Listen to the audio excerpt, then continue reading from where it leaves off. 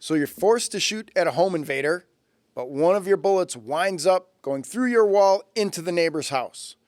Are you at fault, or will you be held accountable? In this video, we're breaking down this question with top criminal defense attorney Tom Grieve.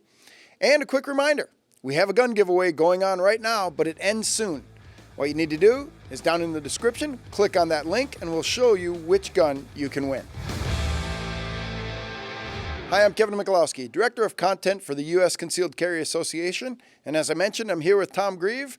Tom, it already sounds like it's his fault. Is he going to be held accountable, or she, firing around, misses the bad guy, travels through the wall, hits the neighbor's house?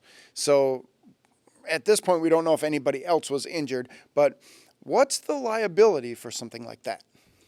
Well, we've got a lot of different issues going on there.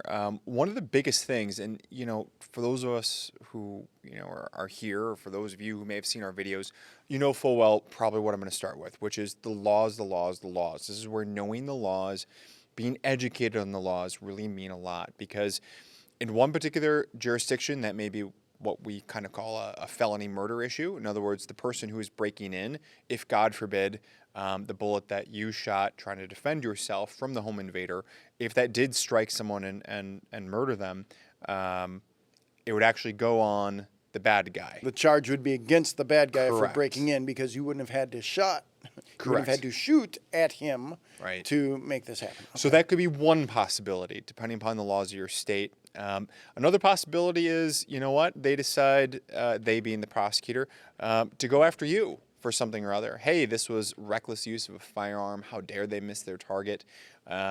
This was a lack of training. This was a lack of you name it. Okay. Or if you're in a state that has a duty to retreat and you're not protected by castle doctrine, maybe they're saying you shouldn't have been shooting at all. And even if you were protected by castle doctrine, it still doesn't. Castle doctrine creates presumptions generally. It's not a license to kill. It's never a license to kill. It creates presumptions that go in your favor. But anytime you hear that P word in law, presumptions, there's always an R word that follows, rebuttable. In other words, if the prosecutor wants to seek and introduce evidence to rebut that presumption, you can lose that protection of castle doctrine. I'm not saying quite easily, but you can absolutely lose it. It is not an ironclad rule or law, and I'm not saying that to editorialize one way or the other.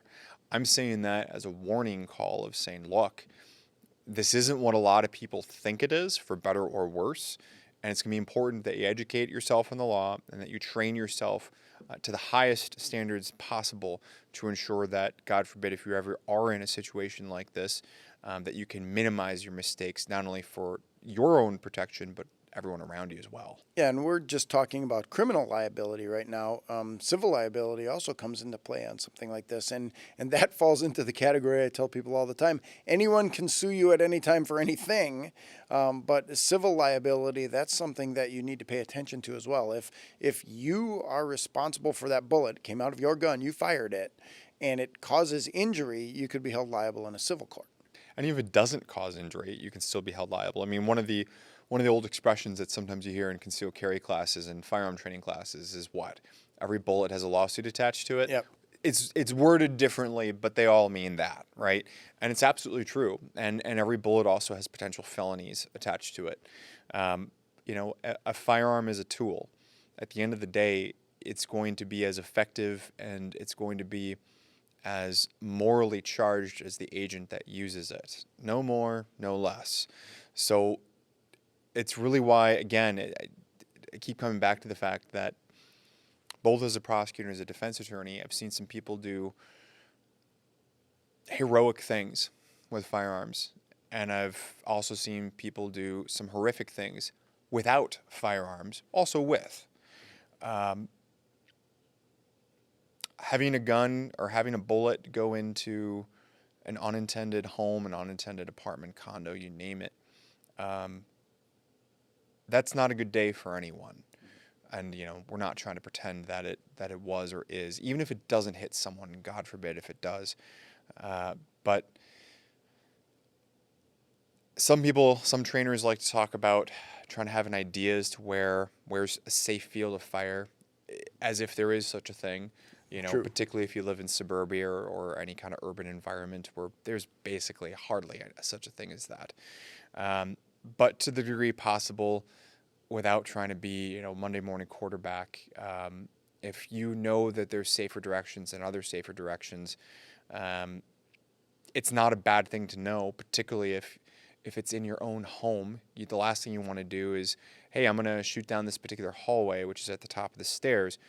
Wait a second, my newborn, you know, infant's room is the backstop on the other side of a couple sheets of dry rock. You know, that's not a good solution. That's at a minimum, move the crib or put something. If that's where you're going to be drawing your line in the sand to protect your home, you need to really think about, where are we putting beds? What are we doing here? Because it wouldn't necessarily be your fault, except for the fact that now you know. Yeah, and that's part of the planning for something like home defense. And I'm never going to say in a dynamic incident like this, you'll be able to remember all of those things as this is unfolding. But it is something to think about. And to your point, absolutely know the laws, know what you can and can't do in your jurisdiction where you're at, and then get the training and do the practice to make sure that you're, to the best of your ability, hitting your target. And you're still opening up a can of worms every time you pull that trigger. And I'm someone where I'll forget where I put my key and cell phone and wallet and so forth every time. I have certain spots where I will always put them. And that way, if it's not there, I just go to my couple spots. And heaven help me if it's not there, because then it's like, okay, oh, crap, you know. I'm not expecting myself or anyone else, really, to your point, to be able to remember all these different variables in what will probably, hopefully, easily be the most stressful 10, 20, 30 seconds, maybe less, maybe more of someone's life.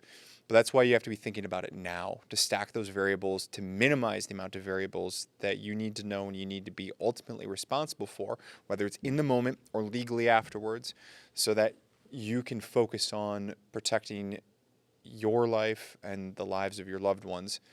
God forbid should it come to it. Well, thank you again very much for your time, Tom. Your insight is always super helpful. I greatly appreciate it. Appreciate you being here. Thanks for sticking with us all the way to the end of this video. And here's a quick reminder that we have that gun giveaway going on right now, and you can enter for free, but remember, it ends soon. Just click on the link down in the description and we'll let you know what brand new gun you can win. I'm Kevin Michalowski, Director of Content for the U.S. Concealed Carry Association. If you enjoy videos like this, please subscribe to this channel and click that notification bell. We'll let you know every time we come out with a new video. Stay safe, and we'll see you in the next video.